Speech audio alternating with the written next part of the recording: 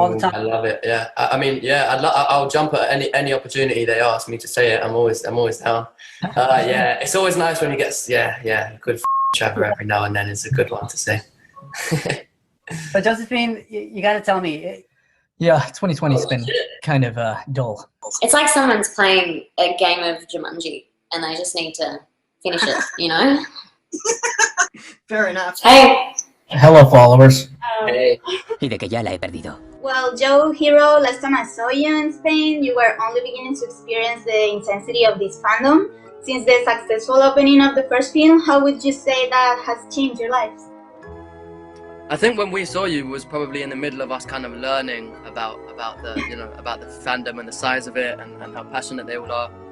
And I think we learned a lot, and we've been really happy. I'll speak for myself. I think I'm super grateful and super happy, and we're so lucky to be able to be here promoting the second one, and we hope everyone loves it as much as they did the first. Yeah, I think for me it's still it's a difficult concept to grasp, that there's people out there, some of which you've met, some of which you've never met, who are just so incredibly supportive and nice and are like, hey, keep going. It's like you know, cheering you on in these films, and it's a difficult thing to sort of wrap your head around, but it's been so far such a wonderful experience. Bonjour Quebec. Don't miss After La Collision. Merci les fans de Québec. Bonjour Quebec. Don't miss After La Collision. Merci les fans de Québec. I was lucky enough to have met Dylan briefly beforehand, so we did actually manage to get to know each other a bit before working on the movie. But I remember the first day we were both on set together. Dylan was doing a scene that's basically just him. There were a couple of lines that he could have changed out, and I think it was about 20 minutes of just him. It was just hilarious. Like every single take was just like felt like it had been written by like a stand-up comic and was just delivered. Like I really hope like the end credits is just that whole 20-minute running. I need to watch that again. It's hilarious. So yeah, instantly super impressed and excited. My first impression was, oh, you're stylish because you're wearing a shirt and jeans, and I think it was probably, I don't know. I've never heard stylish before, so that's... Look, I think the shirt was a tiny bit tucked in, intentional or not intentional. I was like, I think just, you know, that he's a really focused actor and a very genuine person, and it's always so wonderful to get to work with that. Oh, these were both very nice. I'm thankful. Really nice. That's not bad. Okay, Dylan, you're the new character and probably the most different one from the original. So, what attracted me to the role of Trevor? Well, first and foremost, he's incredibly sexy. So that was number one off the list. Trevor was a character that I'd never played before, and I generally like taking roles like that, something that can kind of challenge me in a different way or force me to act as something that I'm not really myself in my daily life. So that was probably the biggest reason, and also because after talking to the cast and crew, I just knew that we would have a good working environment. So I'm happy to be a part of it. No, I'm flattered. I'm honoured. It's not what I set out to be, but if people, you know, it is what it is. So yeah, I'm flattered. That's very kind of them to think so. Okay. I mean, I certainly see, like, I get it. Hero, you're a sexy guy. See, I don't see it with me at all. Like, I've always understood that even with my girlfriend in real life, Barbara, like, people are like, oh, if he can do it, anyone can do it. Like, I'm the common guy that people relate to, you know? They're like, I give people hope.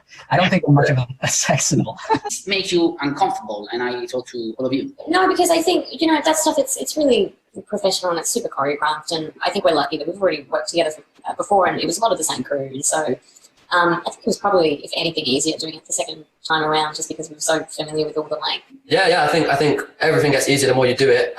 So everything the second time around was a lot easier. But I don't think it was ever really a challenge. We always went about it a straightforward, professional way, just like any other scene. So no, I don't think it is any different from any other scene really.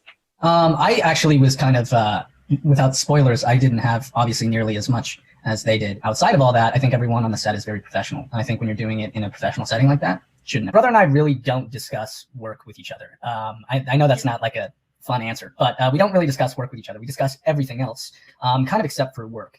But in this case, I mean, I did tell him I was going to Atlanta and what I was experiencing down there, and we discussed it all. And I think he's excited for this. And he did actually come and see a cut of the film with me, which was fun. So we watch each other's work, but we don't really discuss whether or not we're going to do it or take a role or anything like that. Okay, so you keep your work separated. It's fine. I basically do the same with my brother. We just have fun together and we leave out the boring stuff. Exactly. So I wanted to ask to all of you, are there unforgettable moments on set that you'd like to leave again, particularly funny? Yeah, there's some unforgettable moments. I just remember there was this scene I was doing with one of the actors, Shane, and it was at the Christmas party. We couldn't stop laughing, and that's always it's annoying and it's difficult, but it's hilarious when you know you strike up a really stupid joke and you just can't keep straight face, but you have to. Yeah. Oh, I smash some stuff up sometimes in the movie. That's always fun. I'd love another attempt. Obviously, like with budget and stuff, you only get so many tries, but never pass an opportunity to throw something or break something. And when you have to clean it up, mainly. Yeah, I mean, you can, unwind maybe and release the pressure that you have in when you smash stuff. I heard you can pay to go smash plates. There is a place, actually. You know a place? Yeah, there's a place in LA. You know a guy? I know a guy. What's it called? I forget what it's called. I'll find it. I'll send it to you. But there is a place where you can take baseball bats and smash TVs and stuff like that. I love the room, but I'm bringing back. Did we meet in Canada? Yes, I was waiting. I remember. Yes. And I started the interview with "When a hero comes along." You asked a toothpaste question. Do you put your toothpaste on the brush before or after you rinse it? Before. Rinse it and rinse, then put toothpaste, it on and then more rinse rinse. again. Are you joking? Yeah. You put it on a What is the biggest question that fans have wanted answered in the next movie that may get answered in this next movie? Well, I would say, will they get back together? But I think most fans have read the books and know the answer. So I don't know. Do you guys have an answer to that?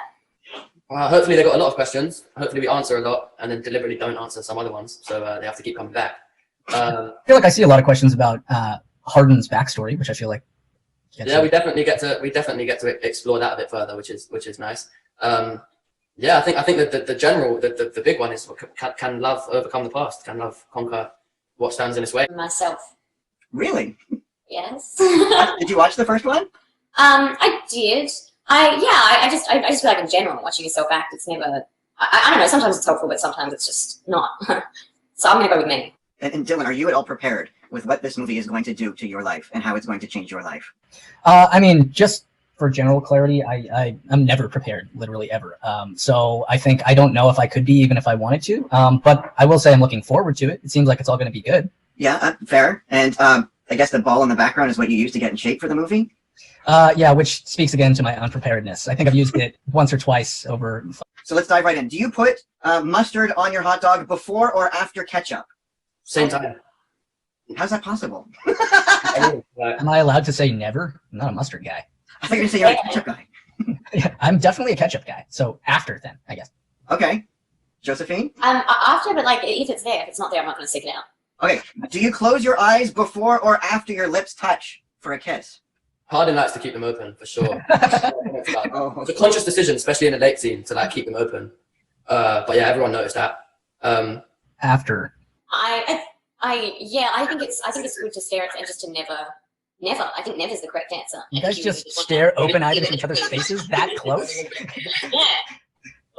Wow, that's creepy. Do you put ice cubes in a glass before or after the liquid? Before. Cool. See, I do after. I'm not maniac. Splash it everywhere? Well, I have some questions from all my followers, and the first one is, what is your best after moment? Like what, in the movie, or you mean in real life? In the movie. Oh, sorry, I don't know why. I was like, what's your best moment after? Sorry.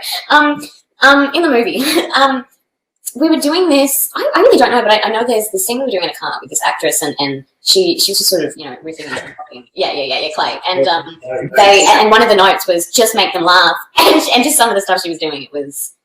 Yeah, we laughed. So I remember that was really fun. Oof. Each other in 3 words. I always find this so difficult. Yeah. Can we describe ourselves in 3 words? Describe yourself. No. I don't know. I think Dylan is. She hasn't started yet. Yeah. Did someone else want to go first? I'd say Dylan is hilarious, smart, and very considerate, and I'd say Joe is happy, talented, and excitable. And I would say Hero is curious, handsome, and a very fun guy. Josephine, what was it like having Dylan join this like tightly knit group of 2 that you got here? Yeah, it was great to have another addition to the cast, and having a sort of love triangle dynamic is always fun, overwhelming, but fun. And yeah, I don't know, I think it just added a little something to the film. I think it's a little something. So the fans are like going nuts. Was it a lot of fun to call Trevor all the time? I love it. Yeah, I mean, yeah, I'll jump at any opportunity they ask me to say it. I'm always down. Yeah, it's always nice when he gets good Trevor every now and then. It's a good one to say. But Josephine, you got to tell me, good guys or bad boys for you? What is it? I don't believe in moral binaries. I believe in ambiguity. And I think somewhere in the middle, I think, you know, you want the stability of a Trevor, but the unresolved emotional trauma of a Harden. I think that's probably the mix. So she's saying she just has to match both of you guys together to find the perfect, you know, guy. Both our characters, yeah. I think Harden and Trevor in one would be a pretty solid guy with the best parts of each. Yeah. I smell another fanfic. And she got me a tackle box and all the above because, we have some stuff.